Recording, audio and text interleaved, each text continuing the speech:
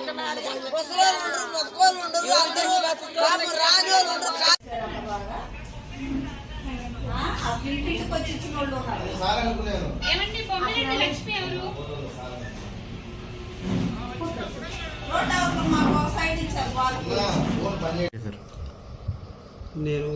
నా పేరు అప్పారావు అండి. నేను దాచేపల్లి కమిషనర్గా పనిచేస్తున్నాను. దాచేపల్లి నగర పంచాయతీ కమిషనర్గా పనిచేస్తున్నాను.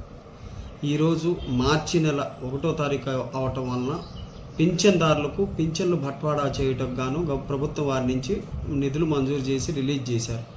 దానిలో భాగంగా మన దాచేపల్లి నగర పంచాయతీ పరిధిలో గల దాచేపల్లి 3 సచివాలయం నందు వెల్ఫేర్ సెక్రటరీగా పనిచేస్తున్న సంపతి లక్ష్మీప్రసాద్ అనేవారు welfare secretary plus admin incharge కూడా వారే అయి ఉన్నందున వారి సచివాలయానికి కేటాయించిన 34,18,000 రూపాయలను విత్డ్రా చేయడం జరిగింది.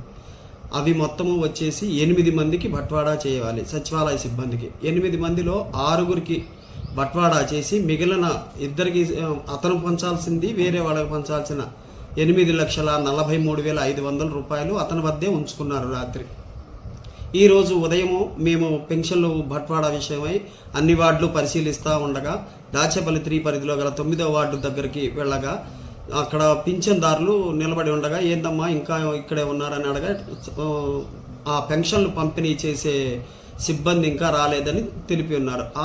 ఆ విషయమై వెంటనే వారికి ఫోన్ చేయగా వారు ఫోను స్విచ్ ఆఫ్ చేసి ఉన్నారని తెలిసింది. ఆ ఫోను స్విచ్ ఆఫ్ చేసిన విన్నందువలన వారు పిడుగురాళ్ళలో నివాసం ఉండటం వలన మా సిబ్బందిని పిడుగురాళ్ళకు పంపించడం జరిగినది. పిడుగురాళ్ళ పంపించి వారి ఇంటి వద్దకు పోక వారు లేరని గుర్తించాం.